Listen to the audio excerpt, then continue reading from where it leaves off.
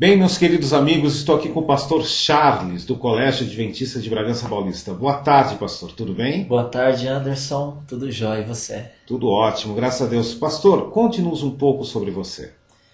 Meu nome é Charles Siqueira, eu tenho 24 anos de idade. Esse é o primeiro ano que eu estou trabalhando oficialmente no ministério pela Igreja Adventista do Sétimo Dia. Eu trabalho aqui no Colégio Adventista de Bragança Paulista e já são 7 meses de trabalho. Estou muito feliz de morar aqui nessa região, nessa cidade. São pessoas muito queridas que eu conheci aqui. As famílias dos nossos alunos do colégio, nós temos aqui no colégio aproximadamente 600 alunos. E são famílias assim muito especiais, os pais de alunos, os próprios alunos. Eu estou muito contente de poder servir essa comunidade. Legal, pastor. Pastor, o senhor é um fã de Lucas, não é verdade? O senhor vai falar sobre ele, alguma passagem do evangelho que ele escreveu. Então, por favor, fique à vontade. Eu particularmente gosto muito do evangelho de Lucas. Antes de comentar sobre isso, eu gostaria de estender os meus cumprimentos aos ouvintes também da rádio. Bom estar com vocês aqui novamente, eu já participei uma vez e agora a gente está participando aqui novamente. Enfim, o Evangelho de Lucas, como você comentou, Anderson, é o meu evangelho predileto, porque dos 4 evangelhos, o Evangelho de Lucas traz algumas características que me chamam muito a atenção. Eu mencionei em algum momento que o Evangelho de Lucas ele é um evangelho escrito por um único autor não judeu da Bíblia. Então o Evangelho de Lucas ele trabalha muito esse tema do preconceito, da injustiça, da desigualdade, da discriminação. De todos os evangelhos que você e eu temos na nossa Bíblia, que são 4, o Evangelho de Mateus, o Evangelho de Marcos, o Evangelho de Lucas e o Evangelho de João, o que mais trabalha com esses temas que eu já citei é o Evangelho de Lucas. Isso porque talvez Lucas ele se sentisse vítima desse preconceito, do preconceito religioso, da discriminação social. E por essa razão, no Evangelho de Lucas, figuras que eram discriminadas na sociedade do tempo de Jesus, elas aparecem como recebendo um tratamento todo especial pela pessoa de Cristo. Figuras tais como os publicanos, que eram os políticos da época.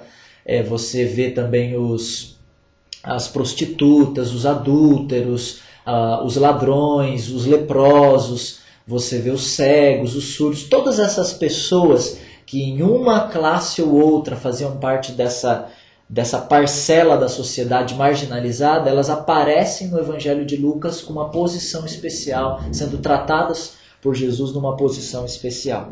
É por isso que o Evangelho de Lucas ele é um evangelho para todos, ele é um evangelho universal. Ele é um evangelho onde o judeu e o não judeu têm parte, um evangelho onde o escravo e o senhor têm parte, um evangelho onde o pobre e o rico têm parte. Um evangelho onde o homem e a mulher, que também era discriminada na sociedade de Cristo, ela também tem parte. Então é um evangelho todo inclusivo. É o evangelho da ovelha perdida, é o evangelho da dracma escondida, é o evangelho do filho pródigo. É o evangelho onde o samaritano é bom. O bom samaritano ele só aparece no Evangelho de Lucas, algo que era na época de Jesus uma contradição de termos, porque o judeu odiava o samaritano, e para o judeu o samaritano não era bom. Então quando Jesus contou a parábola de um bom samaritano, isso para eles era um paradoxo, era uma contradição. Se é bom não pode ser samaritano, se é samaritano não pode ser bom. E Jesus apresenta uma parábola dizendo, existe sim o bom samaritano. Então você vê que Jesus trabalha bem esses temas, tentando mostrar que Deus não vê como vê o homem. Os nossos olhos são iscariotes, os nossos olhos são traidores. A gente vê as pessoas aquilo que é aparente, aquilo que é embalagem, aquilo que é maquiagem. Mas Deus vê aquilo que é interior, Deus vê o conteúdo, Deus vê não a aparência, mas a essência. Então esses temas da traição do olhar humano, do fariseu que é enganoso e do publicano que é justificado, são temas muito enfatizados no Evangelho de Lucas. E eu gostaria de compartilhar com você, ouvinte, apenas uma reflexão de um dos capítulos do Evangelho de Lucas, que é o capítulo 15º, o capítulo 15, e eu gostaria de compartilhar com você do verso 3 ao verso 7. Diz assim, essa parábola, que é uma parábola muito conhecida, ela faz parte de uma seção de 3 parábolas, que eu costumo chamar de trilogia da graça. É graça parte 1, ovelha perdida. Graça parte 2, dracma escondida. E graça parte 3, o filho pródigo. E aí no versículo 3 do capítulo 15, nós lemos as seguintes palavras. Preste bastante atenção, caro ouvinte. Então lhe propôs Jesus esta parábola, dizendo: qual dentre vós é o homem que, possuindo 100 ovelhas, e perdendo uma delas, não deixa no deserto as 99 e vai em busca da que se perdeu até encontrá-la? Achando-a, porém, põe-na sobre os ombros, cheio de alegria, e voltando para casa, reúne os amigos e vizinhos, dizendo-lhes: alegrai-vos comigo, porque eu já achei a minha ovelha perdida. Digo-vos assim, Jesus falando, que haverá maior júbilo no céu por um pecador que se arrepende do que por 99 justos que não necessitam de arrependimento. É interessante que eu já ouvi, você, Anderson, já deve ter ouvido, e os nossos ouvintes também. Todos nós já ouvimos essa parábola e lições extraídas da mesma de várias formas. Mas a principal lição que nós sempre ouvimos, ela é endereçada, ela é direcionada àquelas pessoas que um dia se afastaram dos caminhos de Deus, do rebanho de Cristo.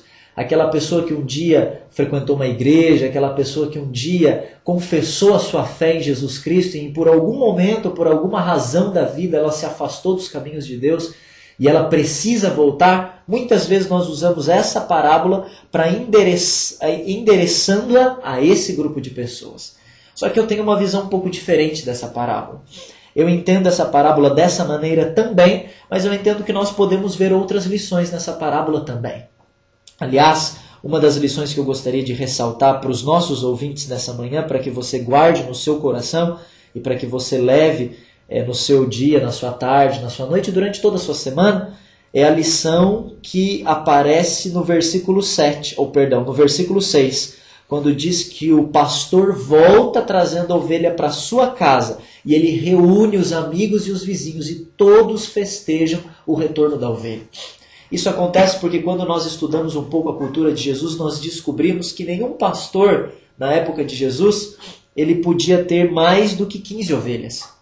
Aliás, se você procurar, por exemplo, nosso ouvinte, qualquer livro que fale da cultura do pastorado na época de Jesus, e eu aqui aproveito para indicar um livro muito bom, chamado Jerusalém nos Tempos de Jesus. É de um autor famosíssimo, o nome dele é Joaquim Jeremias. É um livro espesso, é um livro grosso, mas é um livro que é uma enciclopédia da cultura no tempo de Jesus. E ali tem uma seção que fala só sobre como funcionavam as profissões na época de Jesus. E ali comenta um pouco sobre a profissão do pastorado. O pastor, geralmente, ele não tinha muitas ovelhas, mas o que acontecia na época de Jesus é que as comunidades, os bairros, as vilas, elas se uniam e cada vila trazia a sua quantidade de ovelhas e elas responsabilizavam um pastor para cuidar das ovelhas de todo o vilarejo, de toda a comunidade. Sendo assim, o pastor ele podia ter até 5, 8, 10, 15 ovelhas talvez, que eram de sua propriedade. Mas as demais ovelhas, elas faziam parte da comunidade. Eram ovelhas que estavam sob a responsabilidade do pastor, mas que não pertenciam somente a ele. Portanto, você entende que a ideia que a parábola tenta colocar é uma ideia de comunidade. É uma ideia de que todos nós pertencemos uns aos outros.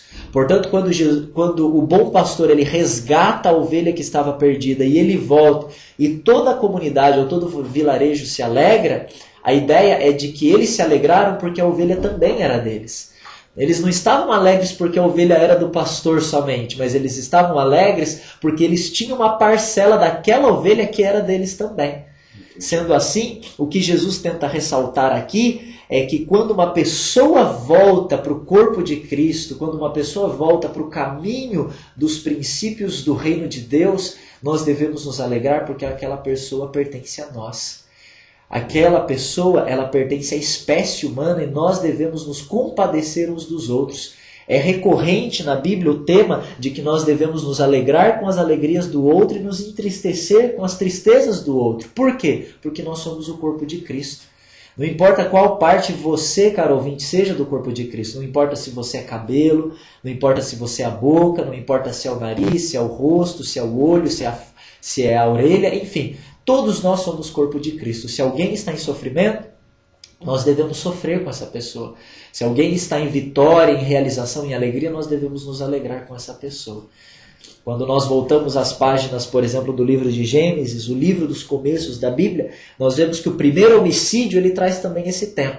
Você vê ali o caso de Abel e Caim, os dois filhos de Adão e Eva, os primeiros filhos de Adão e Eva, e você vê aquela situação onde Caim acaba assassinando o seu irmão por causa de uma inveja guardada no seu coração, ele assassina o seu irmão, e a primeira pergunta que Deus faz para Caim não tem a ver com a oferta de Caim, a oferta que Caim havia oferecido para Deus. A primeira pergunta que Deus faz para Caim é: onde está o teu irmão? Ele não pergunta por que você fez uma oferta diferente da que eu te pedi. Por que você ofereceu algo que eu não havia pedido para você? Não. Deus pergunta para Caim: onde está o teu irmão? Deus queria criar no coração de Caim uma preocupação com o seu irmão. E aí Caim pergunta para Deus: mas sou eu porventura guardador ou cuidador responsável pelo meu irmão? A resposta de Deus era sim. Você é responsável pelo seu irmão. Você é responsável pela pessoa que não tem o que comer. Você é responsável pela pessoa que está passando frio debaixo da ponte. Você e eu somos responsáveis por aqueles que são da mesma espécie que nós, da espécie humana, e eles estão em sofrimento. Nós deveríamos nos responsabilizar uns pelos outros.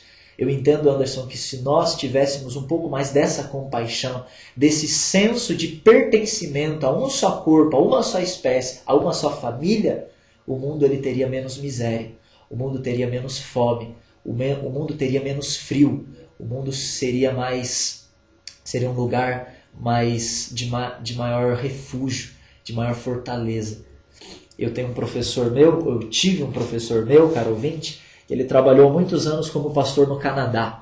E ele dirigia um programa de rádio no Canadá, onde as pessoas, em algum momento do programa, elas ligavam para o programa e elas faziam perguntas para ele. Perguntas de toda natureza, de natureza filosófica, de natureza teológica, de natureza social.